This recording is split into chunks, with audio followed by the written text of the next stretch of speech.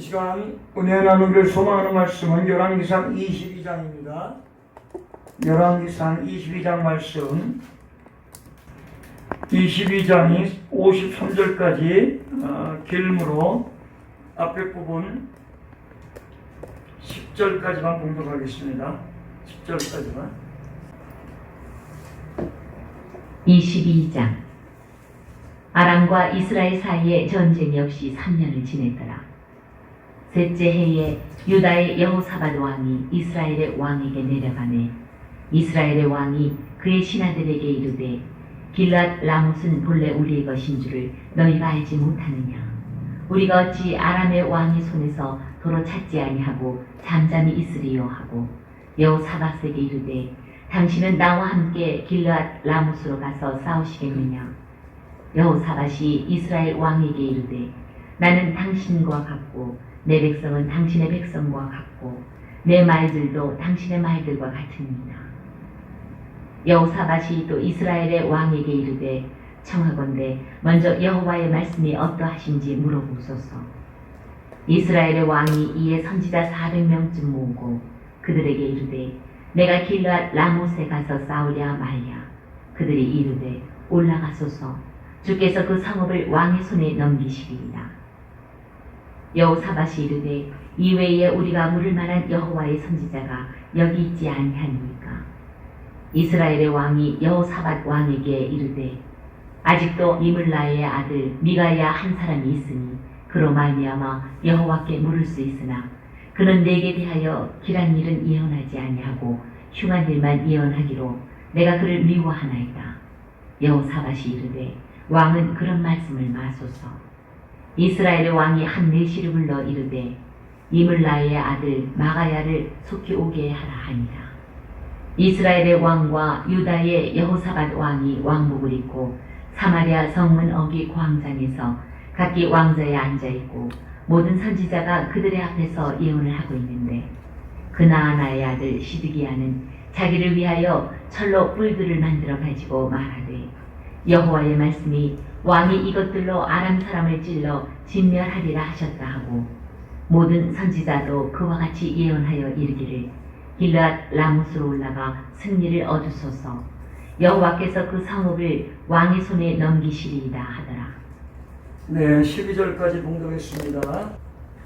네, 오늘 은혜 나누기를 소망하는 말씀은 열왕기상 22장입니다. 우리 봉독해드린 말씀처럼 12절까지 봉독해드렸죠. 22장은 열왕기상의 마지막 장이 되죠. 계시록도 22장까지 있죠.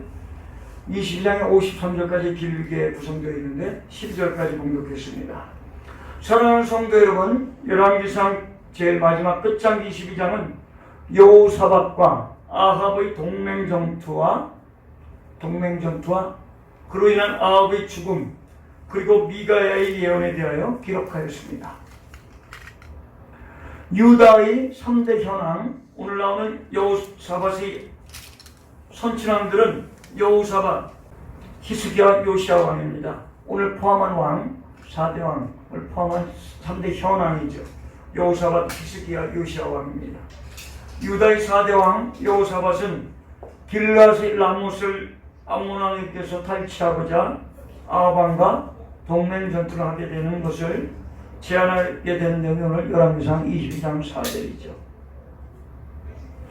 후세들은 이 여호사밧의 이 사건을 실수하고 아합 왕과의 동맹 전투를 제안하게 되고 실행하게 된 것을 큰 실수라고 후세들은 평가하고 있습니다. 또한 선지자 미가야는 여호와의 섭리와 말씀에 따라서 동맹 전투 중에 여호와께서는 이 아합의 죽음에 대해서 예고합니다. 누가? 미가야 선지자가. 그러나 하나님의 선지자 400명과 그나아나의 아들 시드기야는 승리를 예언하기도 합니다.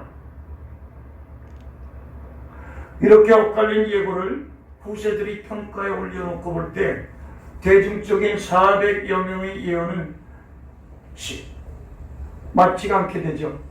거짓의 영이 역사되었고 단 한 명의 미가야 선지자의 메시지는 진실을 전달하는 참된 선지자로 정리되는 내용이 오늘 열왕기상 22장을 통하여 알게 됩니다. 오늘 22장 열왕기상을 통하여 우리가 묵상해야 될 내용이 있는데, 첫 번째는 미가의 선지자는 무엇보다 불의와 타협하지 않는 선지자로 평가됩니다. 누가? 미가야. 마치 신약이 누구와 비교할 수 있을까요? 세례요한처럼 왕의 죄성을, 왕이 잘못된 것을 낱낱이 꼬집으며 바른 왕들을 권면하였습니다. 그러한 결과 미가의 선지자는 거짓 선지자 시드기야에게 뺨까지 맞고 동맹 전투 중에 옥살이를 하게 된 내용이 오늘 열왕기상 22장 24절에 나오고 있습니다. 그가 먹은 고생의 떡과 고생의 물은 그의 육체를 괴롭게 하였으나 누구? 미가의 선지자. 진실의 영은 손상되지 않았다는 것입니다. 묵상해야 될 내용 두 번째는 아합왕의 죽음은 동맹 전투 중에 발생하였고 그의 시체는 죄를 상징하듯이 상처투성이었습니다. 그 상처의 피는 병거에 얼룩이 되었고 그가 탔던 병거는 사마리아 못에 씻겨졌으며 그 연못의 물은 창기들이 목욕물이 되었다는 내용이 오늘 열왕기상 22장 34절로 38절까지 나오고 있습니다. 그러면 오늘 이 열왕기상 22장을 통하여 여호사밧 왕과 미가의 선지자 등의 올바른 이러한 왕들과 선지자를 통하여 우리가 배워야 될 점은 무엇이며 이 시대에 어떻게 우리가 적용하며 살아야 될지는, 사랑하는 성도 여러분, 아합은 폭정 우상 숭배 스스로 팔린 자, 탐욕자, 엘리야를 죽이려 했던 자, 더럽고 교만한 왕, 참기만도 못한 시체의 주인공으로 마지막 평가되었지만 그의 아들 아하시아 역시 그의 아비를 닮고 그에 알맞은 어리석음의 길을 따라갔습니다. 누가? 아합 왕의 아들 아하시아. 아시기 잘 연상이 안 되면 우리나라 오씨, 김씨, 박씨, 이씨, 정씨, 장씨처럼 아씨 성을 가진 아합의 아들은 아하시아. 아합의 아들 아하시아. 아합 왕의 아들 아하시아 역시 아비를 닮고 그에 알맞은 어리석은 길을 뒤따라갔습니다. 그러나 여호사밧은 정직한 왕, 유다의 제4대 왕이 여호사밧인데 4가 들어가잖아요. 여호사밧은 유다의 4대 왕이다. 남색을 쫓아낸 왕, 현명한 왕으로 후세들이 평가해주고 있습니다. 물론 그의 실수도 기록되고 있습니다.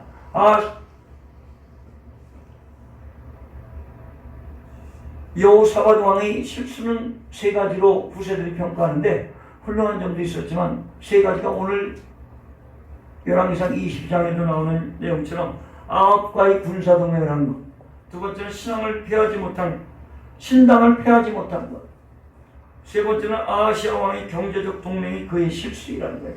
뭔가 잘해보고자 아합 왕이 죽고 그 아들 아하시아 왕과 또 동맹을 맺어서 경제적인 동맹을 해서 뭔가 백성들을 잘 윤택하게 살려보고자 했지만 그것이 실수였다는 겁니다. 그러므로 오늘도 삼가 조심하여 여호와가 하나님께서 보시기에 우리가 정직하며 그 올바른 길을 살아가야 되는데, 나라적으로는 국가적으로 중동에 가서 또는 체코에 가서 동맹과 하고 서로 외교, 수교를 하고 수교 가운데 더 좋은 경제적 동맹을 해서 원전도 수출하고 일본이 왜 우리의 원수라고 하느냐? 아니다. 그 옛날 지금 사람의 조상들이 36년, 35년 압제 식민지 생활을 우리에게 했지만 지금 사람들은 아니다 해서 경제적으로 동맹을 맺고자 하는 것입니다. 이런 것이 진정 백성을 위한 것이면 하나님이 역사해 주실 것입니다. 나만을 위한 업적으로 삼긴다면 실패로 돌아갈 것입니다. 후세가 판단하기 전에 5년, 10년, 몇 년 내 판단이 납니다. 어떤 데는 6개월 안에도 납니다. 그러므로 우리는 사람을 의지하지 말고 경제적인 동맹을 맺을 때 우리가 한미일 동맹 좋습니다. 북한을 우리는 적국으로 생각하고 있어요. 혈맹이 나라이면서도 적국으로 생각하고 있습니다. 우리나라 6.25 때 도와준 16개 나라가 있죠. 미국, 영국, 프랑스 등 스위스, 벨기에 오늘날은 좀 선진국 중진국에서 좀 뒤로 후퇴되고 있지만 필리핀이라든지 기타 동남아시아도 우리나라에 좋은 나라들이 많이 있습니다. 이 나라들처럼 우리들도 우리나라의 힘으로 하나님이 주시는 힘으로 선교는 물론이요 동맹과 더불어 우리보다 더 잘 사는 나라와 동맹하며 못 사는 나라 후진국에는 우리가 힘을 뻗칠 수 있는 일을 오늘 열왕기상 22장을 통하여 교훈받아야 될 줄 믿습니다. 아멘. 우리 주 예수 그리스도여 성령의 말 누가복음 12장 12절 말씀처럼 옳은 말 10편 50편 23절 말씀처럼 평가받기를 원할 때 예수 그리스도 이름으로 기도드리옵나이다. 아멘. 아멘. 오늘 하루도 사람을 이번 한 주간도 10월달도 사람을 의지하는 것이 아니라 사람을 협력하는 겁니다. 하나님을 의지하며 사람과 동력하는 믿음의 삶으로 가정과 교회와 국가 가운데 민족 가운데 승리하여 그 힘을 가지고 세계 선교와 어려운 사람 이웃 친족을 돌보는 디모데전서 5장 8절의 그 말씀을 이루는 저와 여러분 되길 소망합니다. 아멘.